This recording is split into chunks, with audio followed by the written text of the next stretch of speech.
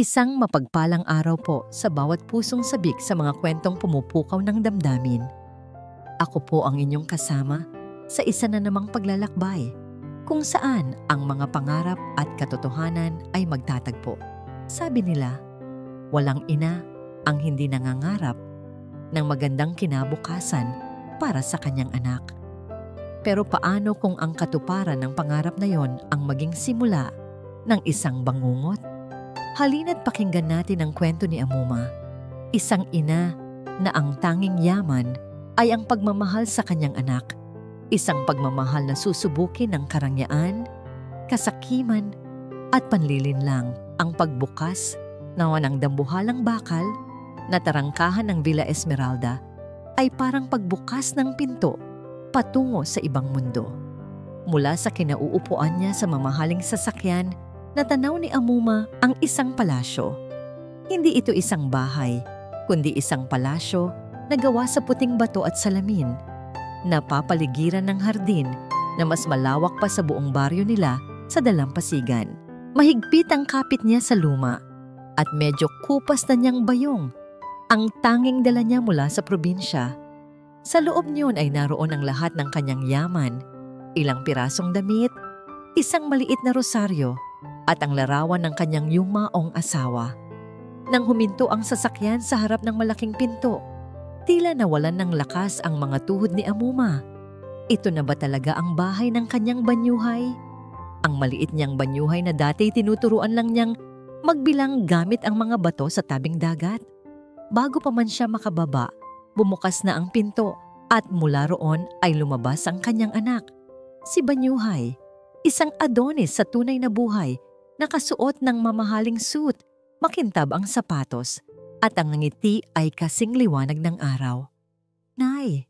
sigaw nito, ang boses ay puno ng pananabik. Sa isang iglap, nawala lahat ng kaba ni Amuma. Napalitan iyon ng purong kaligayahan. Mabilis siyang bumaba at sinalubong ang mahigpit na yakap ng kanyang anak. Ipinikit niya ang kanyang mga mata at sinamyo ang amoy ni Banyuhay. Amoy ng tagumpay, amoy ng pabangong hindi niya alam ang pangalan. "Anak ko, ang laki-laki mo na," bulong niya, habang nangingilid ang luha sa kanyang mga mata. "Siyempre naman, Nay, lahat ng ito para sa inyo. Halik kayo, ipapakilala ko kayo kay Sidapa," sabi ni Banyuhay habang inaakay siya papasok. At doon, sa gitna ng malawak na sala, nakatayo ang isang babae. Si Sidapa, maganda siya, walang duda.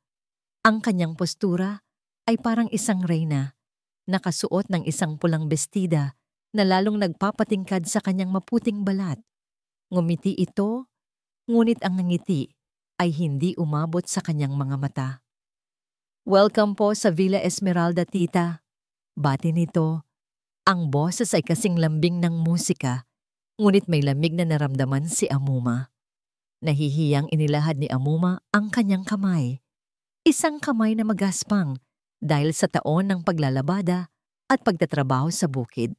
Tinanggap iyon ni Sidapa, ngunit ang paghawak nito ay magaan at mabilis na tila ba nandidiri. Inilibot ni Banyuhay ang kanyang ina sa kabahayan. Bawat sulok ay sumisigaw ng karangyaan.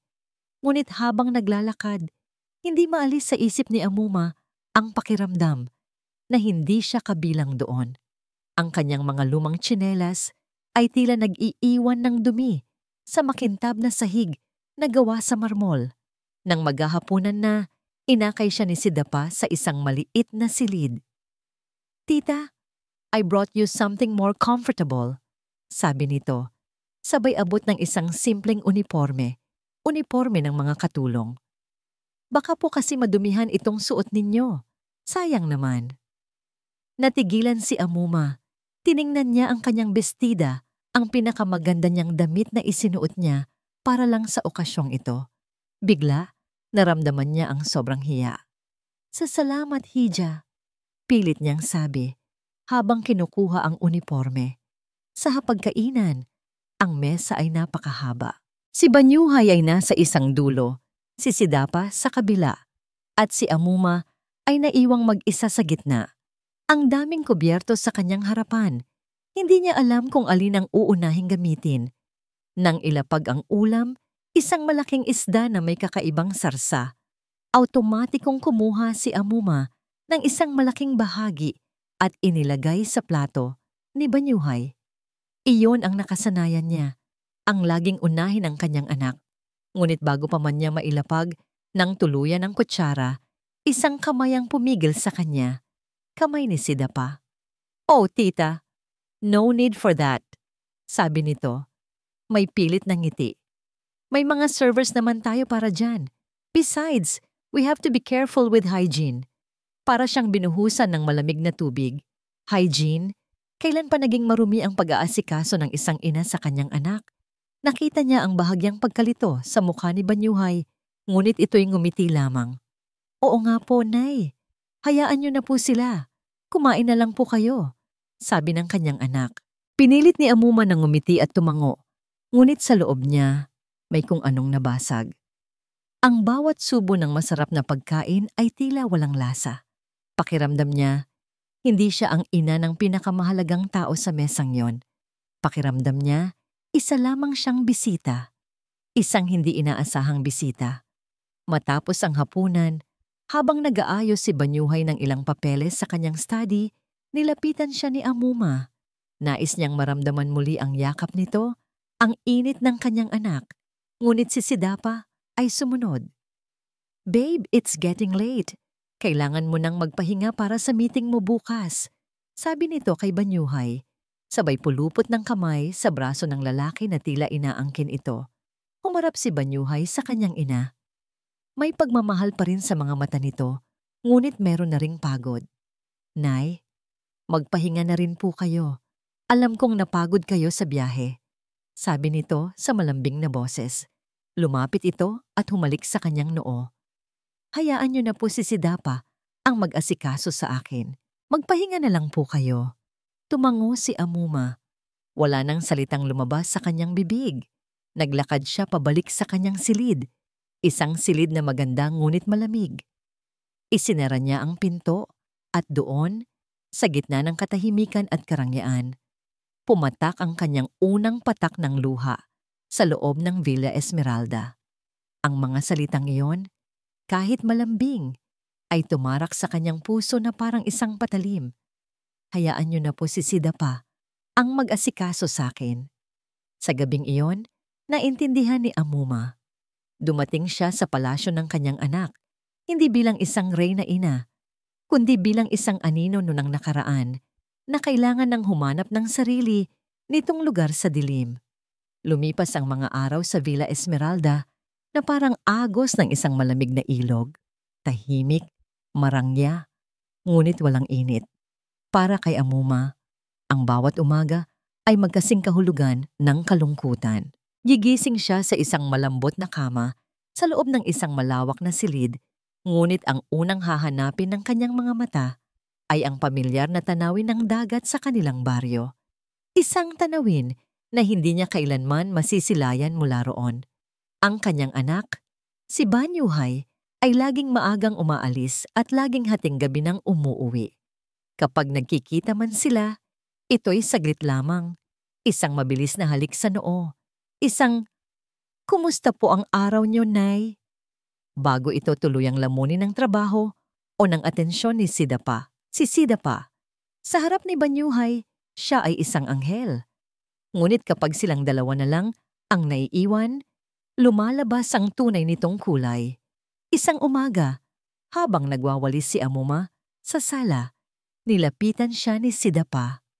Ang sahig ay kumikinang na sa sobrang linis, kaya nitong salaminin dong ang mamahaling chandelier sa itaas. "Tita," malamig na sabi ni Sidapa, ngunit ang mga matay mapanuri. Mukhang may mga alikabok pa sa bandang yan.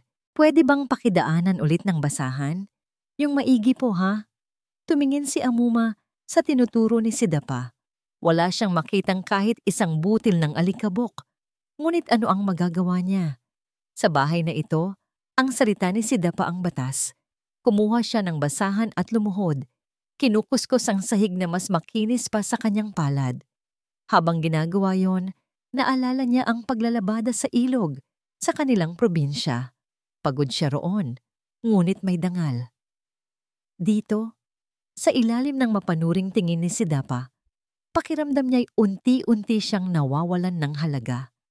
Ang mga ganitong tagpo ay naging parte na ng kanyang pang-araw-araw na buhay. Ngunit ang pinakabumasag sa kanyang katahimikan ay nangyari isang gabi. Hindi siya makatulog, kaya't nagpa siyang maglakad-lakad sa hardin para magpahangin. Ang hangin ay sariwa, ngunit ang katahimikan ay nakakabingi. Sa di kalayuan, sa ilalim ng isang puno ng mangga, natanaw niya ang anino ni Sidapa. May kausap ito sa telepono. Ang boses ay pabulong ngunit puno ng pagkaapura. Dahil sa pag-aalala na baka may masamang nangyari, dahan-dahang lumapit si Amuma, nagtatago sa likod ng mga halaman. Hindi niya gustong makinig, ngunit narinig niya ang mga salitang nagpatindig ng kanyang balahibo. Ilang beses ko bang sasabihin sa'yo na ibibigay ko? Pabulong na sigaw ni Sidapa sa kausap. Malapit na, konting tiis na lang. Oo, malaking halaga to, kaya tumahimik ka na lang muna. Ito na ang huling palugit na iintindihan ko. Siguraduhin mo lang na kapag nakuha mo na ang pera, hindi ka na magpapakita sa akin kailanman. Utang? Malaking halaga? Huling palugit? Ang mga salita ay umaling awngaw sa isip ni Amuma. Para kanino ang perang iyon? Galing saan? Ang unang pumasok sa isip niya ay si Banyuhay. Baka may problema sa negosyo ang kanyang anak? Baka nalulugi ito at si Sidapa ang tumutulong? Isang bahagi niya ay gustong maniwala roon, ngunit ang paraan ng pagsasalita ni Sidapa, puno ng sekreto at pagbabanta, ay nagsasabi ng ibang kwento. Kinabukasan, habang nililinis ni Amuma ang malaking silid tulugan ni Banyuhay at Sidapa, hindi maalis sa isip niya ang kanyang narinig. Inutusan siya ni Sidapa na ayusin ang lahat ng gamit nito sa walk-in closet. Habang inaayos niya ang isang cabinet ng mga sapatos, aksidenteng natabig ng kanyang siko ang isang maliit na drawer sa ilalim. Bahagya itong bumukas at may isang nakatuping papel na lumitaw mula sa siwang. Dahil sa kuryosidad, hinila niya ito. Isa itong bank statement. Hindi siya pamilyar sa mga ganitong dokumento, ngunit malinaw na nakikita ang pangalan ng bangko at ang malalaking numero. Ang mga mata niya, kahit medyo malabo na, ay nanlaki sa nakita. Sunod-sunod na malalaking halaga ang inilipat mula sa isang account na sa tingin niya ay account ng kumpanya ni Banyuhay patungo sa isang personal na account na hindi niya kilala ang pangalan. 5 milyon. 10 milyon. Umabot sa halos 30 milyong piso sa loob lamang ng 3 buwan. Nanginig ang mga kamay ni Amuma habang hawak ang papel. Ito na ba ang tinutukoy ni Sidapa sa telepono? Hindi ito pagtulong. Ito ay pagnanakaw. Ninanakawan ni Sidapa ang kanyang sariling anak. Ang puso niya ay nagsimulang tumibok ng napakabilis. Isang halo ng takot para sa kanyang anak at galit para sa babaeng nagpapanggap na nagmamahal dito. Nakatayo lang siya roon, tulala, hawak ang ebidensya ng isang karumal-dumal na kataksilan. Hindi niya namalayan ang pinto na dahan-dahang bumukas. Hindi niya narinig ang mga yabag sa malambot na carpet. Naramdaman na lang niya ang biglaang paglamig ng hangin sa kanyang likuran. Ano ang ginagawa ninyo rito, matanda? Ang boses ni Sidapa ay malamig pa sa yelo, matalas pa sa bubog. Dahan-dahang lumingon si Amuma at sinalubong siya ng mga matang nag-aapoy sa galit. Hawak pa rin niya ang bank statement, isang pirasong papel na ngayon ay tila isang hatol ng kamatayan. Ang katahimikan sa loob ng malawak na silid ay biglang naging mabigat, halos nakakainis. Ang papel na hawak ni Amuma ay tila may sariling bigat. Isang katotohanang ayaw niyang buhatin. Sa harap niya, si Sidapa ay hindi na ang babaeng may malambing na ngiti. Ang kanyang muka ay naging isang blangkong maskara at ang kanyang mga mata ay naging 2 piraso ng maitim na yelo. Sa isang mabilis na kilos, Hinablot ni Sidapa ang bank statement mula sa nanginginig na kamay ni Amuma. Pinunit niya ito sa maliliit na piraso na parang walang anumang halaga. Hindi ka dapat nangingialam sa mga bagay na hindi mo naiintindihan, matanda. Sabi ni Sidapa, ang bawat salita ay mababa at puno ng pagbabanta, ngunit hindi takot ang unang naramdaman ni Amuma, kundi awa. Awa para sa kanyang anak na niloloko at awa para sa babaeng nasa harap niya na nilalamon ng kasakiman.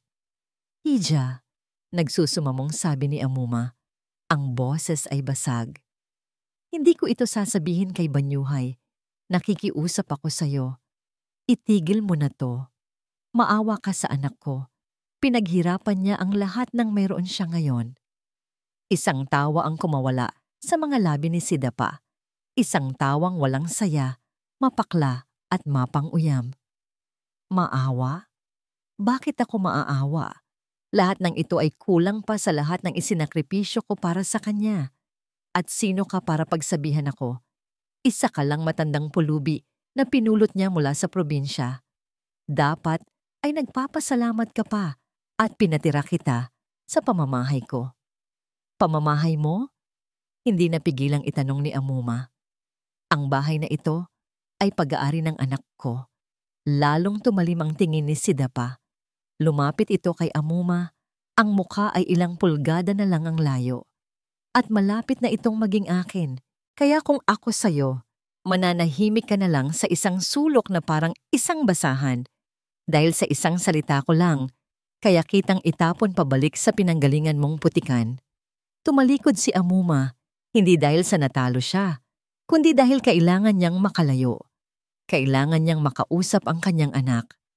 Ngunit hinawakan ni Sidapa ang kanyang braso ng mahigpit. Saan ka pupunta? Magsusumbong ka ba? Bitawan mo ako, Sidapa.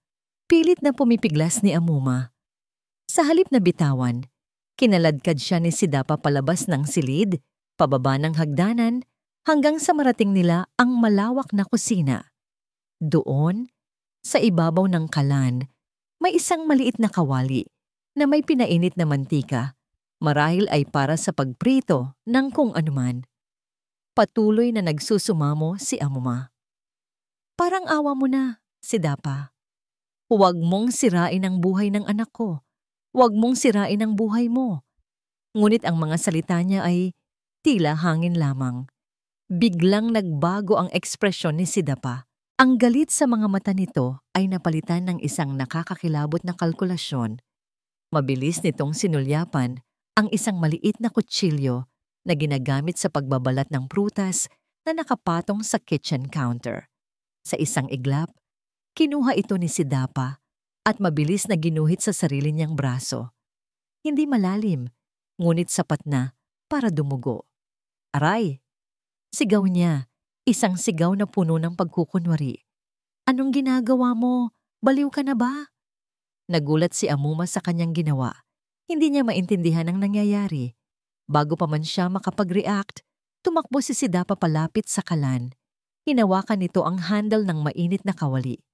Ikaw ang may kasalanan nito. Umalingaw-ngaw ang sigaw ni Sidapa sa buong kusina.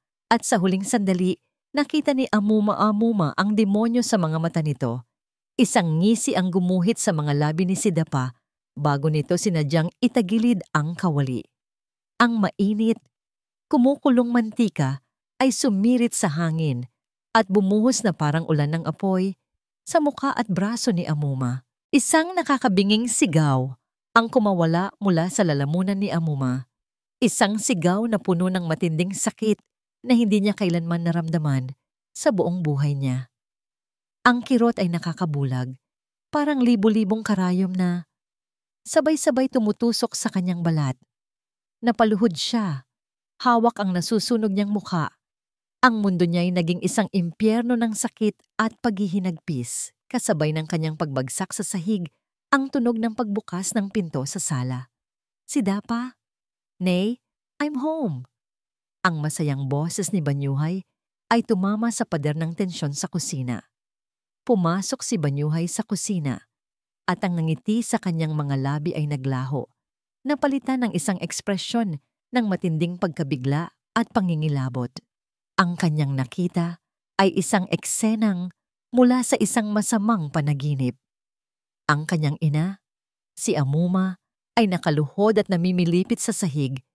Ang amoy ng nasusunog na balat ay nangingibabaw sa hangin. Sa kabilang banda, ang kanyang mapapangasawa, si Sidapa, ay nakatayo na may takot sa mukha, umiiyak at may dugo sa braso. Ang maliit na kutsilyo ay nasa sahig sa pagitan nilang dalawa. Tumakbo si Sidapa palapit kay Banyuhay at yumakap ng mahigpit, nanginginig sa pagkukunwari. "Banyuhay, tulungan mo ako." Humahagulgol niyang sabi. Itinuturo ang kawawang si Amuma.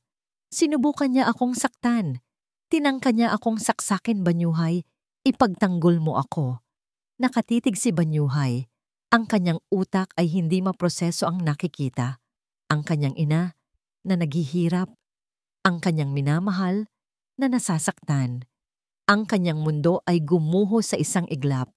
Ang amoy ng ospital, isang pinaghalong amoy ng gamot, antiseptiko at kalungkutan, ang sumasalubong kay Banyuhay sa tuwing papasok siya sa pribadong silid kung nasaan ang kanyang ina. Sa loob ng 2 araw, paulit-ulit niyang tiningnan ang imaheng sumisira sa kanyang puso. Si Amuma, nakahiga sa puting kama. Ang kalahati ng muka at isang braso ay natatakpan ng makapal na benda. Hindi ito makapagsalita ng maayos. Ang mga salitang lumalabas sa bibig nito ay mahina at hindi maintindihan, na parang mga bulong ng isang taong nalulunod. Ang tanging malinaw na lengguwahe nito ay ang mga luhang tahimik na dumadaloy mula sa kanyang mga mata sa tuwing nakikita siya. "Nay," paulit-ulit na bulong ni Banyuhay habang hawak ang kamay ng ina na walang benda. "Patawarin niyo po ako." Ngunit para saan ang patawad na iyon? Hindi niya alam. Ang isip niya ay isang magulong larangan ng digmaan. Sa isang panig, naroon ang alaala ng kanyang ina. Isang ina na nag-alaga sa kanya ng walang kapaguran. Sa kabilang panig, naroon ang imahen na ipininta ni Sidapa. Isang matandang babae na natutulak ng selos, na may hawak na kutsilyo na kayang manakit. Ang sugat sa braso ni Sidapa at ang takot sa mga mata nito ay tila mga ebidensyang hindi niya kayang pasinungalingan. Gabi-gabi, sa tabi ng kama ng kanyang ina, sinusubukan niyang buuin ang mga piraso. Ngunit sa tuwing gagawin niya iyon, ang malambing na boses ni Sidapa ang naririnig niya sa kanyang isipan. "Hindi niya sinasadya, babe," sabi nito sa kanya noong unang gabi, habang ginagamot ang sarili nitong sugat. "Hindi niya lang siguro matanggap na may ibang nag-aalaga sa'yo. Kailangan niya ng tulong. Isang lugar kung saan mapapanatag siya at mabibigyan ng propesyonal na atensyon. Isang lugar. Isang solusyon." Iyon ang ibinigay ni Sidapa sa kanya. Isang pag-asa para matapos na ang bangungot na ito. "May alam akong lugar, babe. Isang private home for the aged sa labas ng syudad. Tahimik doon. Maganda ang hardin. Sabi nila, napakabait daw ng mga nag-aalaga. Doon, makakapagpahinga siya ng walang stress. Para din po ito sa kanya." Sa pagod at pagkalito ni Banyuhay, ang mga salitang yon ay parang isang balsamo. Tama si Sidapa. Siguro nga iyon ang kailangan ng kanyang ina. Isang lugar para gumaling, malayo sa lahat. Isang desisyon ang kanyang binuo. Isang desisyon na kasing bigat ng buong mundo. Nang araw na ilalabas si Amuma sa ospital, si Banyuhay mismo ang sumundo. Ang biyahe nila ay nababalot ng isang nakabibinging katahimikan. Si Amuma ay nakatingin lang sa labas ng bintana ng mamahaling sasakyan. Pinagmamasdan ang mga gusaling hindi pamilyar sa kanya. Hindi na siya umiiyak. Ang kanyang mga mata ay blanko, na parang isang basong naubusan na ng laman. Lumayo sila sa syudad, pumasok sa mga kalsadang hindi na sementado. Huminto ang sasakyan sa harap ng isang mataas na pader na kinakalawang na ang bakal na tarangkahan.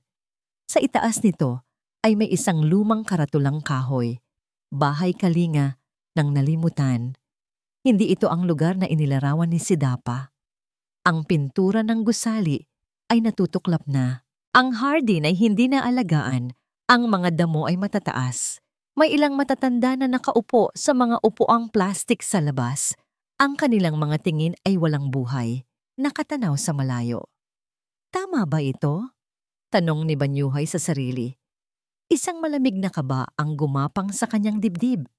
Bumukas ang pinto at isang lalaking nasa mid-40s na may malaking tiyan at manipis na ngiti ang sumalubong sa kanila. Ipinakilala nito ang sarili bilang direktor ng pasilidad. "Welcome, Mr. Banyuhay. Huwag po kayong mag-alala. She will be in good hands here," sabi ng lalaki. Ang boses ay sobrang tamis na parang hindi totoo. Inalalayan ni Banyuhay ang kanyang ina palabas ng sasakyan. Humigpit ang kapit ni Amuma sa kanyang braso. Tumingin ito sa kanya at sa unang pagkakataon, nakita niya ang malinaw na damdamin sa mga mata nito. Hindi galit, kundi pakiusap. Isang tahimik na pakiusap na huwag siyang iwan doon. Ngunit si Banyuhay ay nag-iwas ng tingin. Hindi niya kayang salubungin ang mga matang yon. Pakiramdam niya, kapag tiningnan niya ito na ng matagal, bibigay siya. "Nay, sandali lang po ito." Pilit niyang sabi, iniiwasan ang panginginig ng sariling boses. "Para po gumaling kayo, babalikan ko po kayo. Pangako." Ibinigay niya ang kamay ng ina sa isang nurse na lumapit.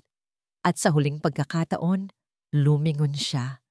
Nakatayo lang doon si Amuma sa gitna ng isang lugar na estranghero habang dahan-dahang isinasara ang bakal na tarangkahan. Hindi siya pumiglas, hindi siya sumigaw. Nakatayo lang siya, ang anino ng isang ina na iniwan ng kanyang anak. Mabilis na pumasok si Banyuhay sa kanyang sasakyan at pinaharurot ito paalis na parang may hinahabol na demonyo. Hindi niya namalayan ang mga luhang dumadaloy na pala sa kanyang mga pisngi. Sa kanyang pag-alis, ang direktor ng bahay kalinga ng nalimutan ay lumapit kay Amuma. Ang peking ng ngiti nito ay naglaho, napalitan ng isang malamig na ekspresyon. "Cellphone," utos nito sa isang tauhan. Kinuha mula sa bulsa ng bestida ni Amuma ang luma nitong telepono. Itinapon ito ng direktor sa isang kahon na may kandado. Bawal ang anumang uri ng komunikasyon dito. Tiningnan niya si Amuma mula ulo hanggang paa at isang mapanuyang ngisi ang gumuhit sa kanyang mga labi habang pinapanood ang papalayong anino ng sasakyan ni Banyuhay. Ang mata ng babae ay tuluyan ng naputulan ng koneksyon sa mundong kanyang dating ginagalawan. Ang mga araw sa bahay kalinga ng nalimutan ay walang kulay, walang pangalan. Para kay Amuma, ang oras ay isang bilog na paulit-ulit lang na umiikot sa gutom, sakit at kalungkutan. Ang kanyang silid ay isang maliit na espasyo na kasama ang 3 pang matatanda na tila matagal nang isinuko ang kanilang mga kaluluwa. Ang amoy ng pinaghalong ihi at lumang gamot ay kumakapit sa hangin, sa mga kumot, at maging sa kanyang hininga.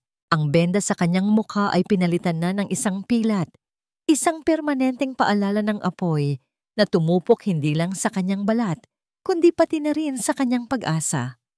Sa tuwing nasasagi niya ito, nararamdaman niya ang dobleng kirot, ang pisikal na sakit at ang sakit ng pagtataksil ng sarili niyang anak.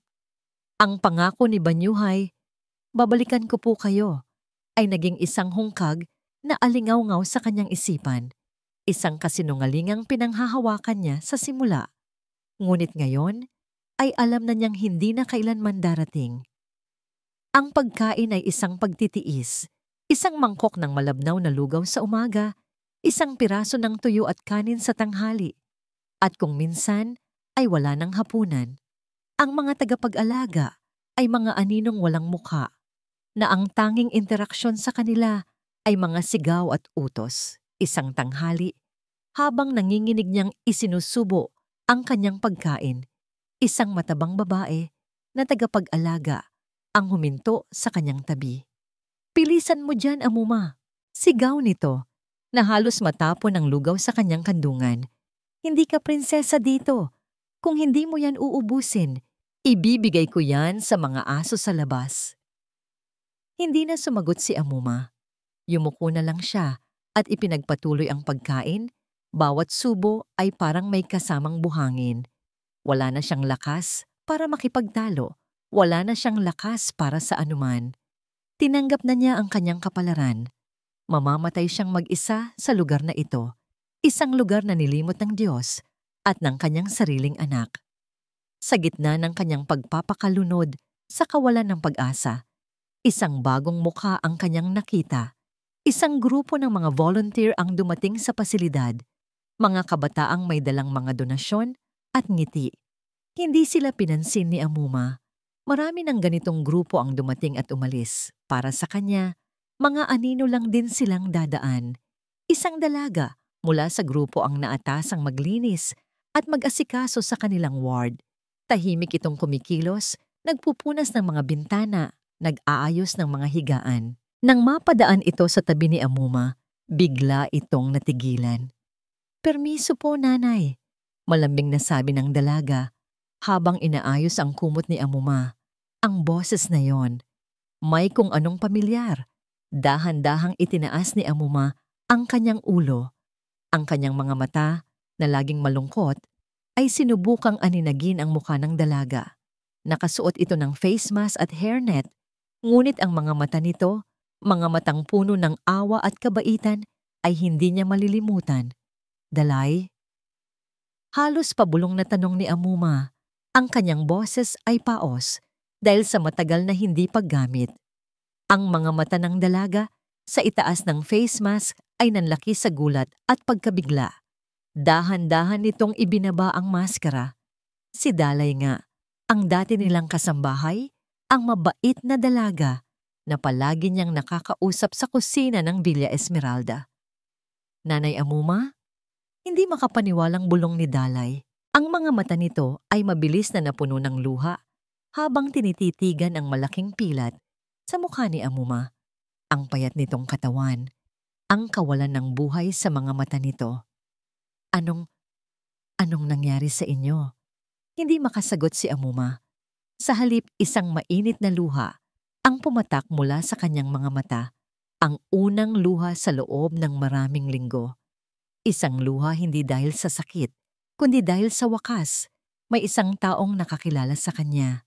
May isang taong tumawag sa kanyang pangalan. Mabilis na tumingin si Dalay sa paligid. Nang makitang walang nakatingin, mabilis siyang dumukot sa kanyang bulsa. May kinuha siyang isang piraso ng pandesal na nakabalot sa tissue at isang maliit na bote ng tubig. Lihim niya itong inilagay sa ilalim ng unan ni Amuma. "Kumain po kayo, Nay. Huwag po kayong mag-alala. Babalik po ako." Nanginginig na bulong ni Dalay. "Nang tanggalin po ako ni Ma'am Sidapa, dito po ako nag-volunteer para kahit paano'y may magawa." Hinawakan ni Amuma ang kamay ni Dalay. Ang init ng kamay nito ay parang isang kislap ng pag-asa sa kanyang madilim na mundo. "Bakit? Bakit po kayo napunta rito?" Tanong muli ni Dalay. Umiling lang si Amuma habang patuloy sa pag-agos ang kanyang mga luha. Paano niya ipapaliwanag ang lahat? Bago pa man makapagsalita si Dalay, isang sigaw ang narinig nila mula sa pasilyo. "Dalay, tapos ka na ba dyan?" Mabilis na pinunasan ni Dalay ang kanyang mga luha at isinuot muli ang maskara. Ngunit bago siya tuluyang umalis, lumapit siyang muli kay Amuma at may ibinulong, isang pabulong na puno ng pagkaapura at isang nakakakilabot na revelasyon. "Nay, may sasabihin po ako sa inyo. Bago po ako umalis sa villa, may nakita ako. Nakita ko po ang direktor ng lugar na ito, na lihim na nakikipagkita kay Ma'am Sidapa noon." Ang mga salitang ibinulong ni Dalay ay umalingaw-ngaw sa isipan ni Amuma na parang kulog. "Nakita ko po ang direktor ng lugar na ito na lihim na nakikipagkita kay Ma'am Sidapa noon." Bigla, ang lahat ng piraso ng palaisipan ay nagkabit-kabit. Ang pagtatapon sa kanya sa lugar na ito, ay hindi isang desisyon na dulot ng pagkalito ni Banyuhay. Ito ay isang plano, isang masusing, malupit na plano na isinagawa ni Sidapa para tuluyan siyang ilayo at patahimikin. Ang kanyang anak ay hindi lang nalinlang. Ito ay naging isang instrumento sa isang karumaldumal na sabwatan. Isang bagong damdamin ang pumalit sa kalungkutan sa puso ni Ama. Determinasyon. Hindi para sa sarili niya, kundi para kay Banyuhay. Kailangan nitong malaman ang katotohanan. Kailangan niyang iligtas ang kanyang anak mula sa ahas na nakapulupot dito. Sa mga sumunod na araw, ang bawat pagbisita ni Dalay bilang volunteer ay naging isang lihim na pagpaplano. Sa mga sandaling walang nakatingin, nag-uusap sila ng pabulong. Si Amuma, na matagal nang nawalan ng tinig, ay muling natagpuan ang kanyang lakas para ikwento ang lahat. Ang pagnanakaw ni Sidapa, ang paghaharap sa kusina, at ang kasinungalingang ipinunla nito sa isip ni Banyuhay. Kailangan nating makahanap ng paraan para makausap si Sir Banyuhay. Nay! Desperadong sabi ni Dalay isang hapon habang nagkukunwaring nagpupunas ng sahig malapit sa kama ni Amuma. Paano, anak? Sagot ni Amuma. Ang boses ay mahina, ngunit matatag. Wala tayong telepono. Ang bawat sulok dito ay may mata at tenga. Tumingin si Dalay sa paligid. Nakita niya ang paghihirap hindi lang ni Amuma, kundi ng lahat ng matatanda sa lugar na yon. Isang ideya ang biglang pumasok sa kanyang isip. Isang ideyang mapanganib, ngunit maaaring ito na ang tanging paraan. Liham, nay, bulong niya. Susulat tayo ng liham at hindi natin ito ipapadala sa kanya. Ipapaalam natin sa buong mundo. Gabi-gabi, sa ilalim ng isang mahinang ilaw mula sa bintana, sinimulan nilang buuin ang liham. Ginamit nila ang likod ng mga lumang flyer na nakuha ni Dalay at isang maliit na lapis na palihim niyang ipinasok. Si Amuma ang nagdidikta at si Dalay ang nagsusulat. Isinasalin sa papel ang bawat sakit, bawat luha at bawat katotohanan. Sinimulan nila ang liham hindi bilang isang akusasyon, kundi bilang isang panawagan ng isang ina para sa kanyang anak. Banyuhay, anak ko, kung mababasa mo man ito, nais kong malaman mo na hindi ako galit sa iyo. Ang tanging nararamdaman ko ay pangungulila. Naaalala mo pa ba noong bata ka? Kapag may lagnat ka, hindi ako natutulog. Binabantayan kita buong gabi. Ngayon, sa bawat gabing lumilipas dito sa bahay kalinga ng nalimutan, ikaw ang laging laman ng aking panalangin.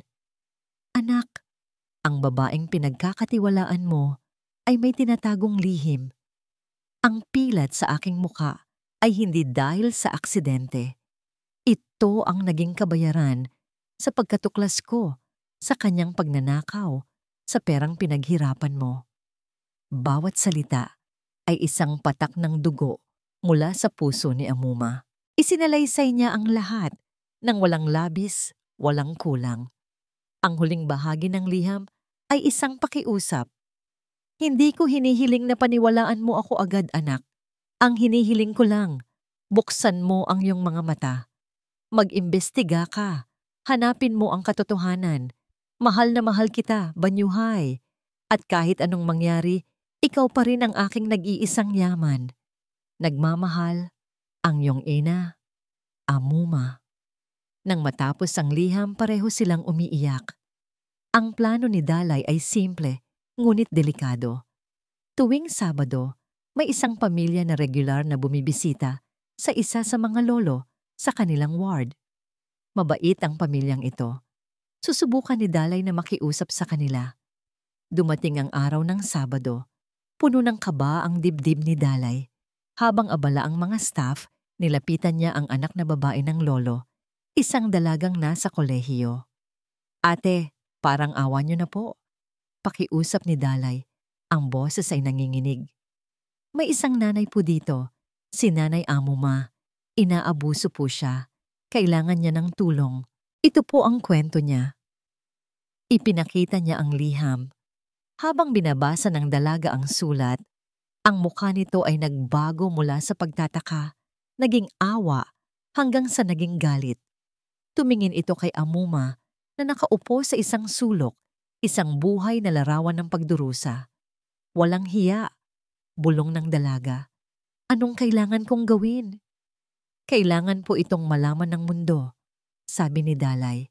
Pakiusap, kunan niyo po ng litrato ang liham. Kunan niyo rin po ng litrato ang pilat sa mukha niya, kung papayag siya. Tumango si Amuma nang tanungin.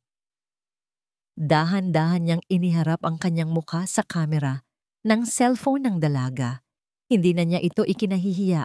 Ito na ngayon ang kanyang sandata. Sa isang sulok, gamit ang cellphone, tinupad ng dalaga ang kanyang pangako. In-upload niya ang mga litrato sa kanyang social media account. Isinama niya ang buong transcription ng liham. At sa dulo, naglagay siya ng isang hashtag na magsisimula ng isang sunog na hindi nila inaasahan. Justice for Nanay Amuma. Pagkatapos pindutin ang post button, tumingin sila sa isa't isa. Si Amuma, si Dalay, at ang estrangherong naging kakampi nila. Wala silang ideya kung may mangyayari. Ang tanging magagawa nila ay magdasal. Ngunit sa digital na mundo, ang isang maliit na kislap ay maaring maging isang dambuhalang apoy. Bago matapos ang araw, ang post ay mayroon ng 100 shares. Pagdating ng gabi, umabot na ito sa 1,000. At habang natutulog ang mga taga-bahay Kalinga, ang kwento ni Amuma ay nagsisimula nang gumising sa kamalayan ng libo-libong Pilipino. Kumakalat na parang apoy sa social media. Nasa kalagitnaan ng isang mahalagang board meeting si Banyuhay nang una niyang mapansin ang kakaibang pag-vibrate ng kanyang cellphone sa ibabaw ng makintab na mesa. Hindi isa, kundi sunod-sunod. Binaliwala niya ito sa simula. Itinuon ang atensyon sa presentasyon ng quarterly earnings. Ngunit ang panginginig ng telepono ay hindi tumigil. Nagpatuloy ito na parang isang desperadong kumpas, nagnanakaw ng kanyang konsentrasyon. "Excuse me for a moment," sabi niya sa mga board member. Sabay tayo at lakad patungo sa salaming pader ng kanyang opisina na tanaw ang buong syudad.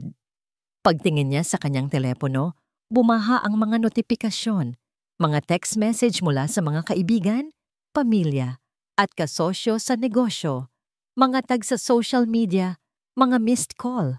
Lahat ay may kasamang isang link. Nangunot ang kanyang noo. Sa pag-usisa, binuksan niya ang isa sa mga mensahe mula sa kanyang pinsan. "Banyuhay, totoo ba to? Anong nangyayari?"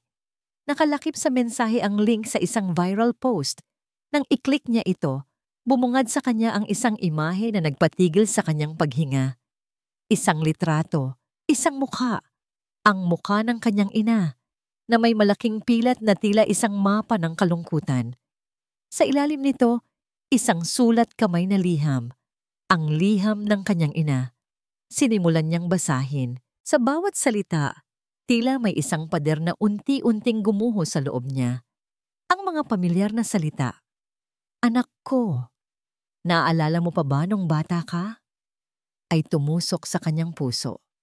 At habang nagpapatuloy siya sa pagbabasa, ang mga akusasyon tungkol sa pagnanakaw at ang tunay na dahilan ng pilat ay parang mga bombang sumabog sa kanyang isipan.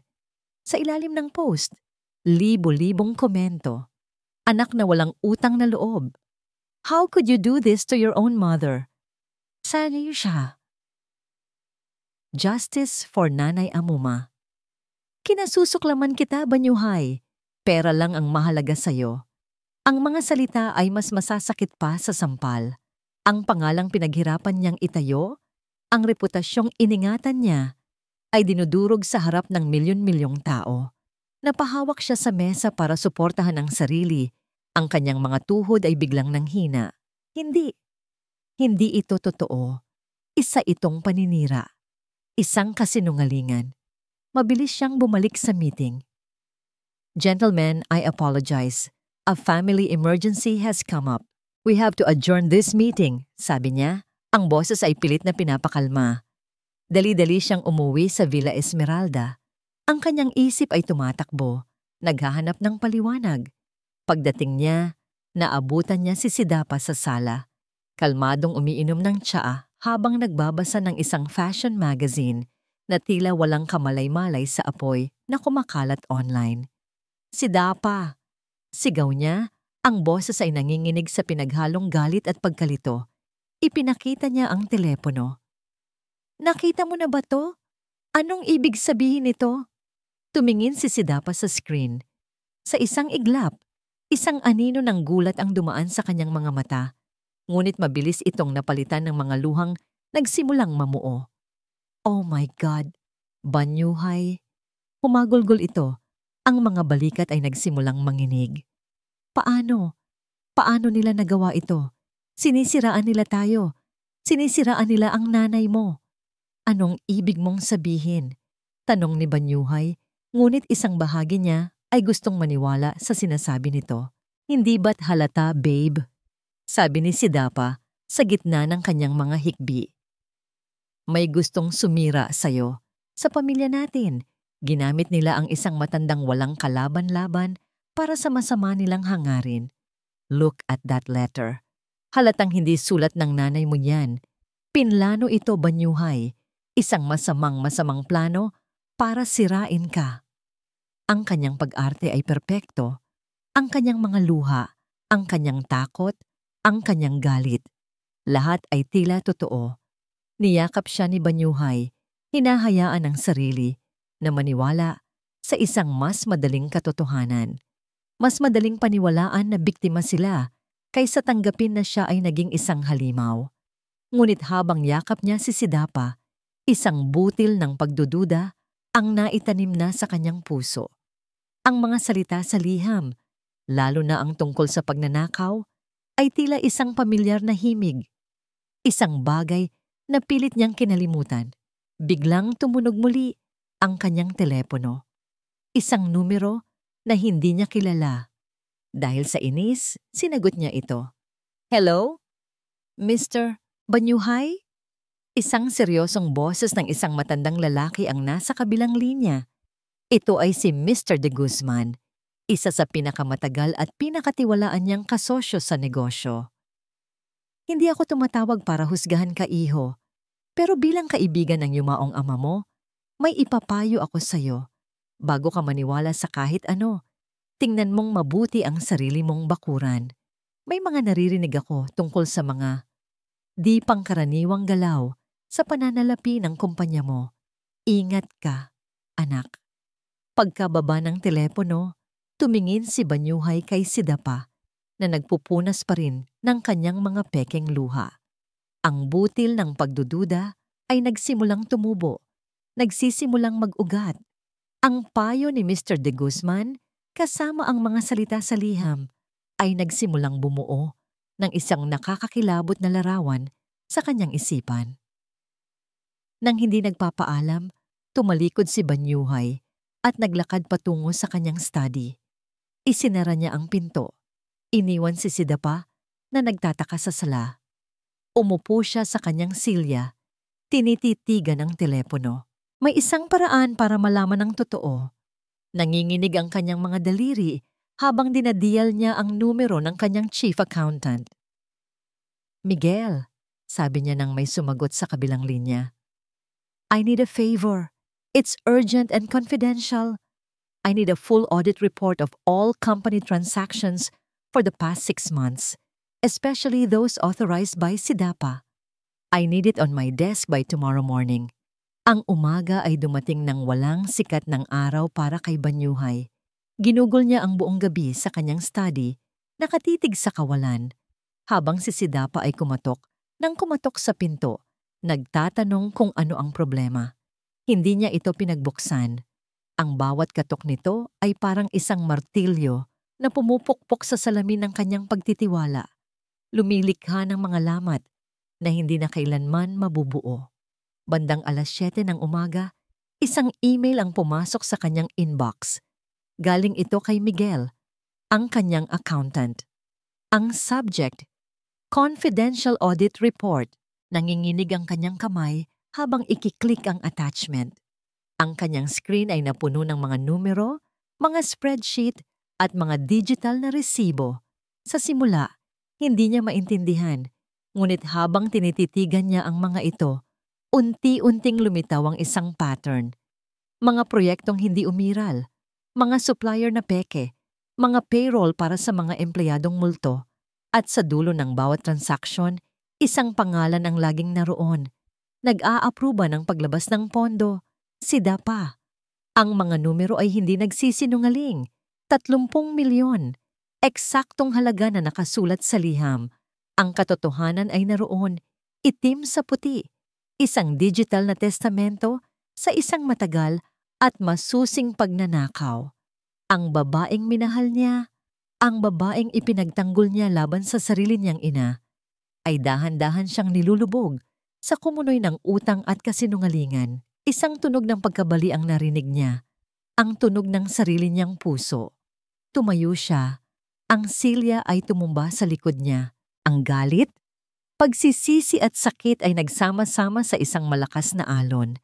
Tinatangay ang lahat ng kanyang pagtanggi. Nilabas niya ang kanyang study. Naabutan niya si Sidapa sa dining hall, masayang nag-aalmusal. Nang makita siya nito, ngumiti ito ng matamis. "Good morning, babe. Pinaghanda kita ng kape." Hindi siya sumagot. Naglakad siya palapit dito. Ang bawat hakbang ay mabigat. Inilapag niya ang kanyang tablet sa mesa. Ang screen ay nagpapakita ng nakakakilabot na audit report. "Ipaliwanag mo to," sabi niya. Ang boses ay malamig at walang emosyon. Ang ngiti ni Sidapa ay naglaho. Tiningnan nito ang tablet at sa isang iglap, ang lahat ng pagkukunwari ay natunaw. Ang mukha nito ay namutla. Walang luha, walang pag-arte. Tanging ang malamig at kalkuladong tingin ng mga isang taong nahuli na. "So nalaman mo na pala," simpleng sabi nito. "Bakit?" Iyon lang ang salitang kayang lumabas sa bibig ni Banyuhay. Tumawa si Sidapa isang tawang mapakla. "Bakit?" "Dahil kulang pa yan." "Payan, Banyuhay. Lahat ng ibinibigay mo kulang. Akala mo ba sapat na ang mga alahas at mga biyahe? May buhay ako. Bago ka dumating, mga utang na kailangang bayaran. At ikaw, kasama ng matanda mong ina, ay naging perpektong solusyon." Ang nanay ko, bulong ni Banyuhay, ang boses ay basag na. Ang pilat, ikaw ang may gawa. She got what she deserved. Walang pakialam na sagot ni Sidapa. Sabay tayo. Nangialam siya. At ngayon, tapos na ang laro. Kunin mo na ang lahat ng ito. Wala na akong pakialam. Parang sinaksak ng paulit-ulit si Banyuhay. Ang bawat salita ni Sidapa ay isang patalim. Ang katotohanan ay mas masahol pa sa kanyang inaakala. Hindi lang siya ninakawan, ginawa siyang tanga. At ang pinakamasakit sa lahat, isinakripisyo niya ang kanyang ina para sa isang kasinungalingan. Isang bagay lang ang pumasok sa kanyang isip, ang kanyang ina. Kailangan niyang makarating sa kanya. Kailangan niyang humingi ng tawad. Tumakbo siya palabas. Hindi na pinansin ang mga sigaw ni Sidapa sa kanyang likuran. Sumakay siya sa kanyang kotse at pinaharurot ito na parang wala nang bukas. Ang mga luhang kanina pa niya pinipigilan ay malaya nang bumuhos sa kanyang mga pisngi. Ang mga masasakit na komento sa social media ay bumalik sa kanyang alaala. At ngayon, sumasang-ayon na siya sa bawat isa sa kanila. Anak na walang utang na loob, makasarili, halimaw. Matapos ang halos 1 oras na biyahe, narating niya ang kinakalawang na tarangkahan ng bahay kalinga ng nalimutan. Bumaba siya ng kotse at sumigaw sa guard. "Palabasin niyo ako. Nandito ako para sa nanay ko, si Amo Ma." Lumabas ang direktor. Ang peking ngiti ay nakapaskil pa rin sa mukha. "Mr. Banyuhay, anong atin?" "Nasaan ang nanay ko? Kukunin ko na siya." Sigaw ni Banyuhay. Sinusubukang pumasok, ngunit hinarangan siya ng direktor at ng 2 guard. Ang nangiti ng direktor ay biglang nawala. Pasensya na po, pero hindi maaari. May nangyari po kasing hindi inaasahan. Anong ibig mong sabihin? Ang nanay niyo po, sabi ng direktor. Ang boses ay puno ng pekeng pag-aalala.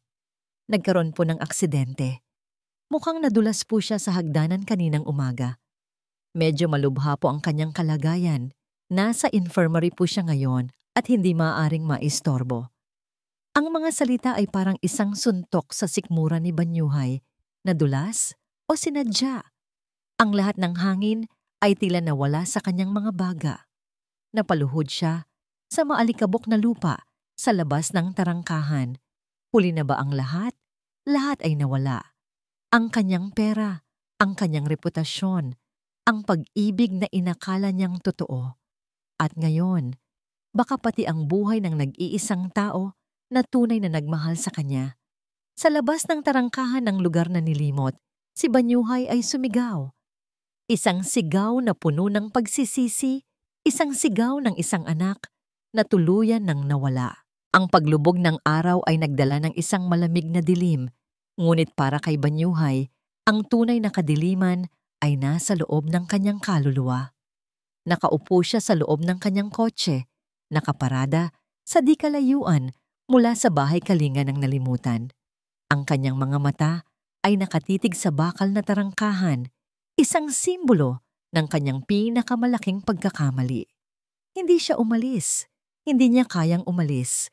Ang bawat minuto ay parang isang oras. Ang bawat oras ay parang isang habambuhay. Puno ang kanyang isip ng mga tanong. Totoo bang na aksidente ang kanyang ina? O isa na naman itong kasinungalingan? Isang paraan para pagtakpan ang isa na namang kalupitan? Ang imahe ng kanyang ina na hinaharangan mula sa kanya ay paulit. Ulit na naglalaro sa kanyang isipan. Sa gitna ng kanyang pagdurusa, biglang umilaw ang screen ng kanyang telepono. Isang text message mula sa isang numerong hindi rehistrado. Kung gusto niyong makita ang nanay niyo, huwag kayong dadaan sa harap. May daan sa likod ng pader malapit sa malaking puno ng akasya. Mag-ingat kayo. Galing ito kay Dalay. Dalay. Ang pangalan ay pamilyar. Ang dating kasambahay. Isang kislap ng pag-asa ang biglang sumilay sa puso ni Banyuhay. Hindi siya nag-iisa sa laban na ito. Tumugon siya ng isang simpleng salamat at muling nabuhayan ng determinasyon. Hindi na siya ang mahinang Banyuhay na nagpadala sa kasinungalingan. Ngayon, gagawin niya ang lahat para maitama ang kanyang mga pagkakamali. Hinintay niya ang paglalim ng gabi. Nang ang tanging ilaw na lang ay mula sa buwan, lumabas siya ng kanyang kotse. Tahimik siyang naglakad, sumunod sa instruksyon ni Dalay. Narating niya ang likurang bahagi ng pader, isang lugar na madilim at napapaligiran ng matataas na damo. Nakita niya ang malaking puno ng akasya. Ang mga sanga nito ay abot kamay mula sa tuktok ng pader. Gamit ang lahat ng kanyang lakas, nagsimula siyang umakyat. Ang mamahalin niyang damit ay napunit. Ang kanyang mga kamay ay nagasgasan, ngunit hindi niya ito ininda. Ang tanging nasa isip niya ay ang kanyang ina. Nang marating niya ang tuktok, maingat siyang tumalon pababa sa loob ng compound. Ang kanyang pagbagsak sa damuhan ay lumikha ng isang mahinang kaluskos, ngunit walang nakapansin. Nagtago siya sa mga anino. Ang kanyang puso ay malakas na kumakabog sa kanyang dibdib. Sa di kalayuan, nakita niya ang isang maliit na ilaw na kumikislap ng 2 beses, isang senyas, si Dalay. Dahan-dahan siyang lumapit. Sir Banyuhay, bulong ni Dalay. Ang mukha ay puno ng pag-aalala. Sumunod po kayo sa akin. Dinala nila si Nanay Amuma sa isang lumang bodega sa likod. Sabi nila, isolation daw para hindi makahawa ng kalungkutan sa iba. Ang bawat salita ni Dalay ay isang karayom sa puso ni Banyuhay. Sinundan niya ito sa isang madilim na pasilyo, palayo sa pangunahing gusali, patungo sa isang maliit at halos giba ng istruktura. Ang pinto ay nakakandado mula sa labas gamit ang isang makapal na kadena. "Dito po," sabi ni Dalay, sabay abot ng isang malaking bato. Wala na pong ibang paraan. Walang pag-aalinlangan, kinuha ni Banyuhay ang bato. Itinaas niya ito at buong lakas na ipinukpok sa kinakalawang na padlock. Ang ingay ay umalingaw-ngaw sa katahimikan ng gabi, ngunit hindi sila huminto. Pagkatapos ng ilang malalakas na palo, bumigay ang kandado. Dahan-dahan niyang itinulak ang pinto. Isang amoy ng alikabok at nabubulok na kahoy ang sumalubong sa kanya. Sa loob, sa isang sulok, may isang lumang katre. At doon, nakahiga ang isang payat na katawan na babalot ng isang maruming kumot. "Nay!" Bulong ni Banyuhay. Ang boses ay halos hindi marinig. Dahan-dahang gumalaw ang katawan sa kama. Tumingin ito sa kanya. Kahit sa dilim, nakita ni Banyuhay ang kanyang ina. Mas payat, mas mahina. Ngunit buhay. Nilapitan niya ito. Lumuhod siya sa tabi ng kama. Ang kanyang mga luha ay muling bumuhos. Ngunit sa pagkakataong ito, mga luha ng pasasalamat at matinding pagsisisi, hinawakan niya ang kamay ng kanyang ina. Malamig ito. "Nay, patawarin niyo po ako, Nay." Humahagulgol niyang sabi. "Patawad po sa lahat. Narito na po ako. Hindi ko na po kayo iiwan."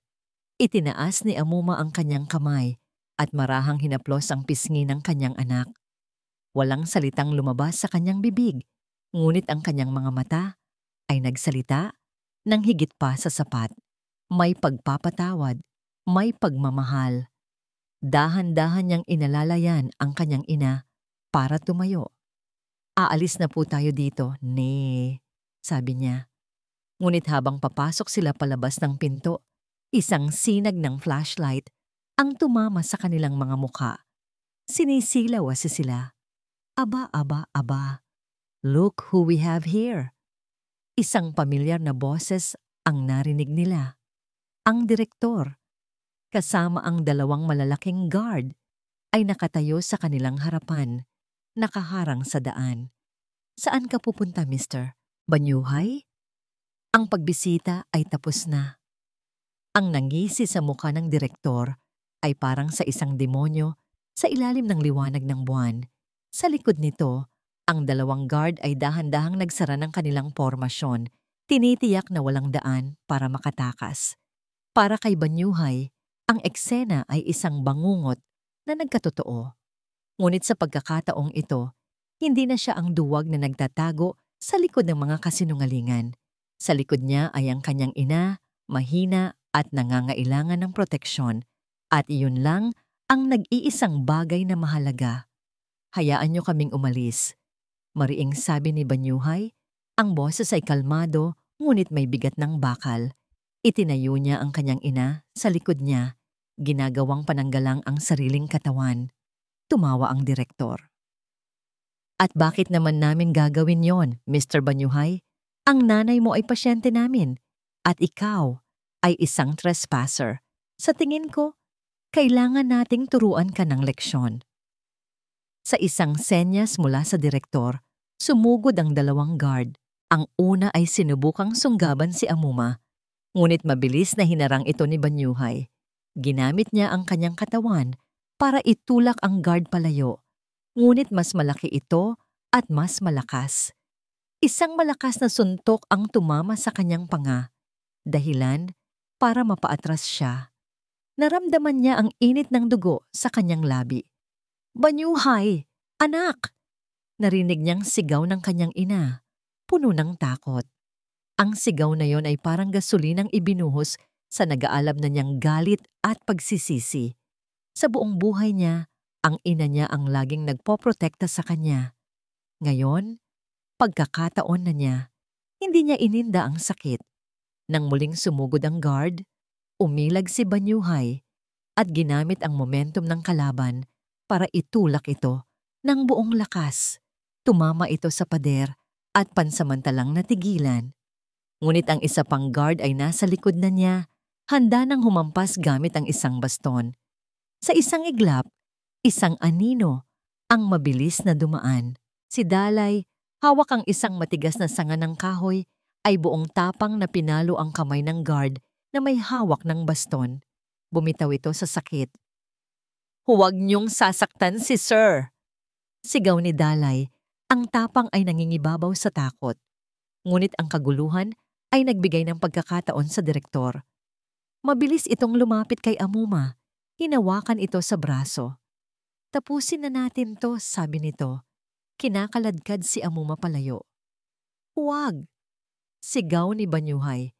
Tumakbo siya para habulin ang direktor. Hindi alintana ang guard na sinusubukang pigilan siya. Nahawakan niya ang balikat ng direktor at sinuntok ito sa mukha.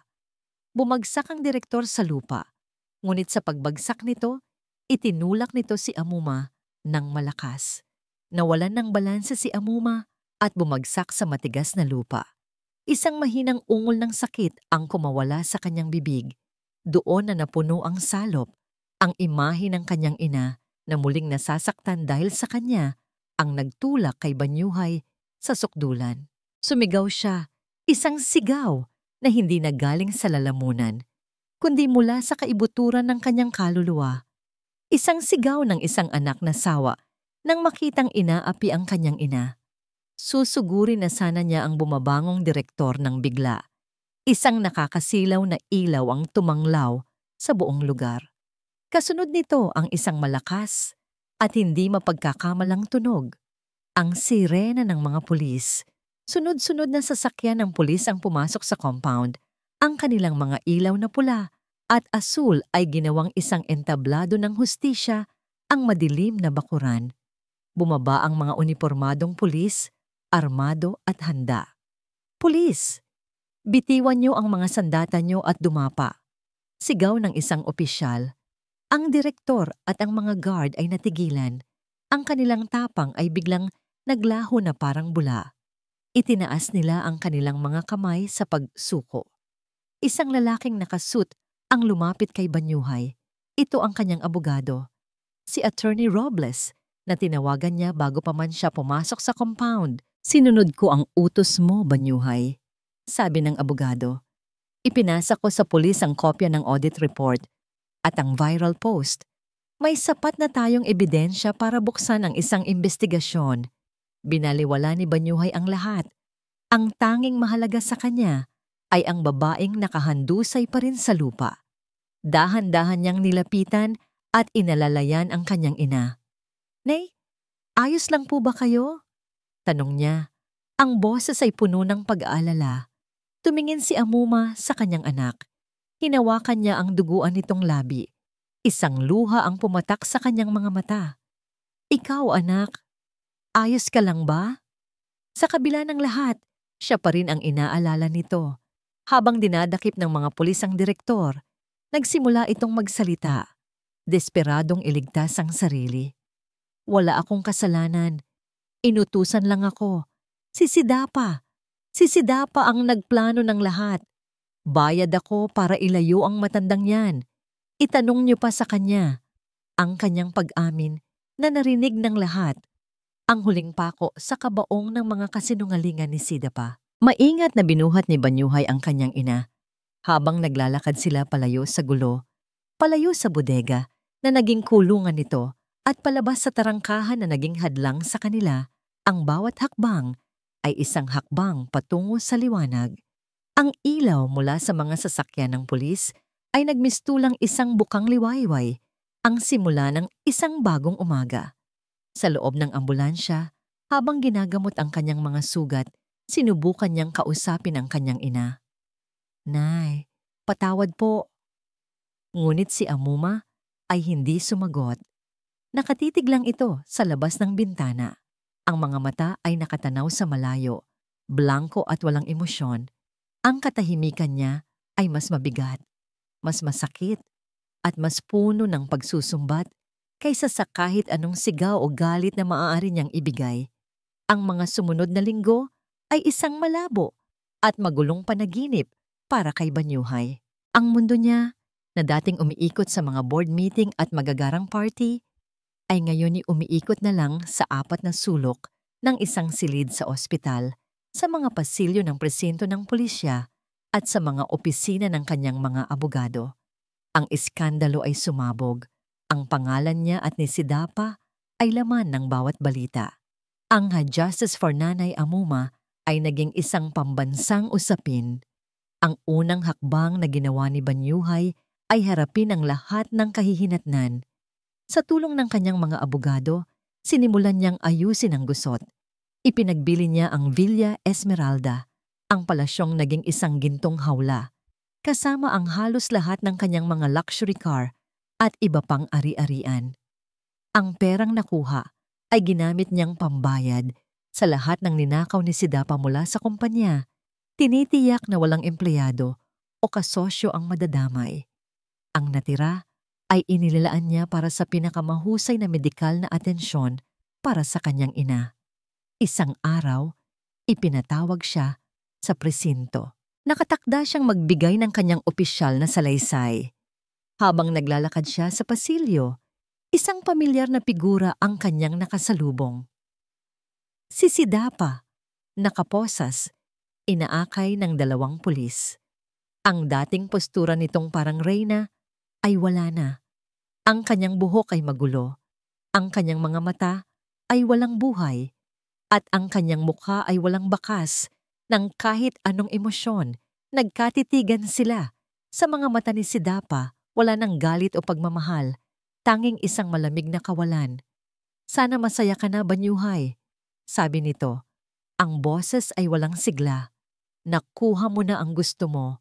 Hindi ito ang gusto ko, Sidapa, mahinang sagot ni Banyuhay. Ang tanging gusto ko ay ang katotohanan. Isang mapaklang na ngiti ang gumuhit sa labi ni Sidapa bago siya tuluyang kinaladkad palayo. Sa sandaling iyon, walang naramdamang tagumpay si Banyuhay. Tanging isang malalim na kalungkutan para sa kanilang dalawa. 2 taong naligaw ng landas dahil sa pera at kasinungalingan. Ang tunay na hamon para kay Banyuhay ay hindi ang pagharap sa batas o sa publiko, kundi ang pagharap sa kanyang ina. Si Amuma ay nasa isang pribadong silid sa ospital, pisikal na nagpapagaling, ngunit ang kanyang espiritu ay tila nananatiling nakakulong sa bahay kalinga ng nalimutan. Hindi na ito nagsasalita. Kumakain ito kapag sinusubuan, umiinom ng gamot kapag iniaabot sa kanya, ngunit ang kanyang mga mata ay laging nakatanaw sa malayo. Ang katahimikan nito ay isang pader sa pagitan nilang dalawa. Isang pader na binuo ng sakit at pagtataksil na hindi niya alam kung paano gigibain. Araw-araw, si Banyuhay ay nasa tabi niya. Siya mismo ang nag-aasikaso sa lahat ng pangangailangan nito. Siya ang nagpapakain, nagpapalit ng benda sa mga sugat, at nagbabasa ng mga libro para dito, umaasang may isang salita o kwento na makakapukaw sa natutulog nitong kaluluwa. Nay, paborito niyo po itong adobo, di ba? Sasabihin niya habang matiyagang iniaabot ang kutsara. Ako po ang nagluto. Sana po magustuhan niyo. Wala pa ring sagot. Gabi-gabi, bago siya umuwi sa isang maliit na apartment na kanyang inuupahan, uupo siya sa tabi ng kama nito at magkukwento. Naaalala niyo po ba, Nay, noong bata ako, nung nahulog ako sa puno ng bayabas at nabalian ako ng braso? Hindi po kayo natulog ng 3 araw, binabantayan niyo ako. Sabi niyo, sana kayo na lang ang nasaktan. Nay, sana nga po ako na lang. Sana ako na lang ang nasaktan at hindi kayo. Ang kanyang mga salita ay puno ng pagsisisi, ngunit ang mga ito ay tila tumatama lang sa isang pader ng katahimikan. Isang hapon, habang binabalatan niya ng mansanas ang kanyang ina, bigla siyang natigilan. Napansin niya ang sarili niyang mga kamay. Hindi na ito ang makinis na mga kamay ng isang CEO. May mga kalyo na ito at maliliit na sugat mula sa pag-aasikaso. Sa isang iglap, naalala niya ang mga kamay ng kanyang ina. Mga kamay na magaspang dahil sa paglalabada. Mga kamay na nag-alaga sa kanya. Isang luha ang pumatak sa mansanas na kanyang binabalatan. Hindi na niya napigilan ang sarili. Yumuko siya, ipinatong ang kanyang ulo sa kama ng ina, at humagulgol na parang isang batang nawawala. Patawarin niyo po ako, Nay. Patawarin niyo po ako. Pakiusap, kausapin niyo po ako. Kahit isang salita lang, kahit sigawan niyo po ako, okay lang. Wag lang po ganito. Naramdaman niya ang isang mahinang haplos sa kanyang buhok. Dahan-dahan siyang nag-angat ng ulo. Nakatingin sa kanya si Amuma. At sa unang pagkakataon, sa loob ng maraming linggo, may nakita siyang emosyon sa mga mata nito. Isang emosyong pamilyar. Isang emosyong matagal na niyang hinahanap. At pagkatapos, isang salita. Isang salita na parang musika sa kanyang pandinig. Isang salitang nagbigay lunas sa lahat ng kanyang sakit. Anak. Lumipas ang 6 na buwan. Ang ingay ng iskandalo ay humupa na. Napalitan ng tahimik na agos ng pang-araw-araw na buhay. Ang Villa Esmeralda ay isa na lamang alaala. At ang pangalang Banyuhay ay hindi na laman ng mga balita. Sa isang maliit at simpleng bahay sa isang tahimik na subdibisyon sa labas ng syudad, isang bagong kabanata ang isinusulat. Ang bahay ay may maliit na hardin sa harap, puno ng mga halaman na si Amuma mismo ang nagtanim. Ang pilat sa kanyang mukha ay naroon pa rin, isang permanenteng marka ng kanyang pinagdaanan, ngunit hindi na ito nagdudulot ng sakit. Sa halip, ito'y naging isang simbolo ng kanyang katatagan. At ang pinakamahalaga sa lahat, ang nangiti ay bumalik na sa kanyang mga labi. At ang kanyang mga mata ay muling nagkaroon ng ningning, lalo na kapag pinagmamasdan niya ang kanyang anak. Si Banyuhay ay ibang tao na. Ang mga mamahaling suit ay napalitan ng mga simpleng t-shirt at pantalon. Hindi na siya naghahabol ng milyon-milyong kontrata. Sa halip, ang kanyang kaligayahan ay natatagpuan niya sa mga simpleng bagay. Nagtayo siya ng isang maliit na tutorial center sa kanilang garahe kung saan tinuturuan niya ng libre ang mga bata sa kanilang komunidad na nahihirapan sa pag-aaral. Ang galing niya sa negosyo ay ginamit niya para tulungan ang kanyang mga kapitbahay na magsimula ng maliliit na kabuhayan. Isang hapon, habang nagtuturo si Banyuhay sa mga bata sa ilalim ng isang puno ng mangga sa kanilang bakuran, nakaupo naman si Amuma sa isang tumba-tumba sa kanilang beranda. Pinapanood sila.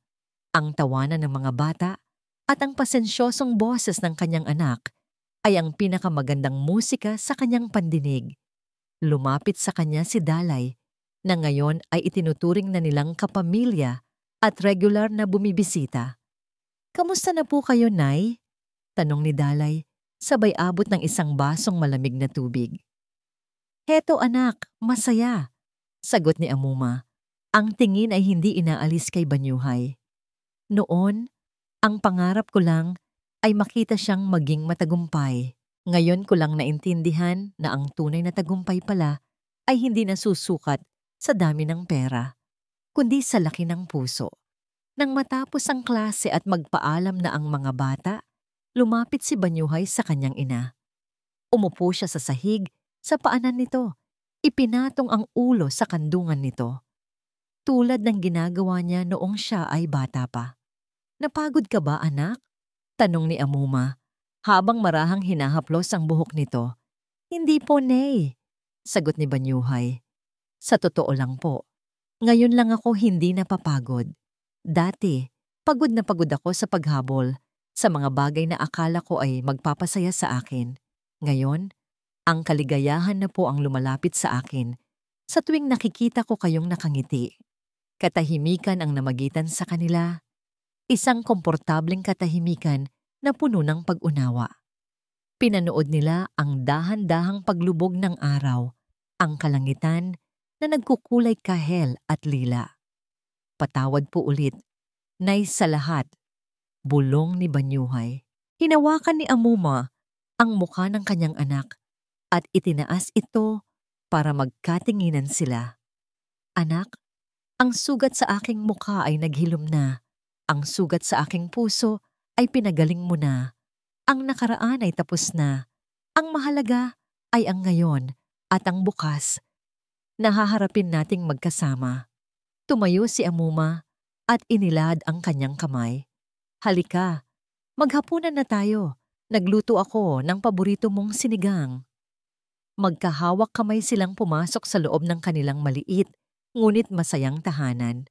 Sa hapagkainan, habang nagsasalo sila sa isang simpleng pagkain, tumingin si Banyuhay sa kanyang ina, sa mga mata nitong puno ng walang hanggang pagmamahal. At sa sandaling iyon, nahanap niya ang sagot sa lahat ng kanyang mga hinahanap. Ang tunay na kayamanan ay hindi ang mga bagay na maaari mong bilhin. Ito po ang tunay na yaman. Nay, sabi ni Banyuhay, ang boses ay puno ng pasasalamat. Kayo po. Ngumiti si Amuma, isang nangiting naglalaman ng lahat ng pagpapatawad, pag-asa at pagmamahal sa buong mundo. Sa wakas, ang anak niyang nawala ay tuluyan ng nakauwi. At dito po nagtatapos ang ating kwento. Isang kwento na nagpapaalala sa atin na ang tunay na kayamanan ay hindi matatagpuan sa karangyaan o sa anumang material na bagay. Ito ay matatagpuan sa pamilya, sa pagpapatawad at sa pagmamahal na walang hinihintay na kapalit. Ipinakita sa atin ni Amuma at Banyuhay na kahit gaano kalalim ang sugat o kadilim ang nakaraan, ang liwanag ng pagsisisi at pag-ibig ng isang ina ay laging makakahanap ng daan para maghilom at magbigay pag-asa. Maraming pong salamat sa inyong walang sawang pagsubaybay. Sana po ay may napulot kayong aral at inspirasyon sa kwento ng mag-inang Amuma at Banyuhay. Ano po ang masasabi ninyo sa kanilang pinagdaanan? At anong uri naman ng kwento ang gusto ninyong marinig sa susunod? I-comment nyo lang po sa ibaba. Hindi dito nagtatapos ang ating paglalakbay. Marami pa pong kwentong kasing ganda at mas puno ng aral dito sa aming channel. Kung nagustuhan nyo ang kwentong ito, i-like, i-share sa pamilya at mga kaibigan at mag-subscribe na rin para lagi kayong updated sa mga susunod pa naming kwento. I-click nyo ang notification bell para kayo ang unang makarinig kapag may bago kaming upload. Pagpalain po kayo ng Panginoon, kayo at ang inyong buong pamilya. Hanggang sa muli!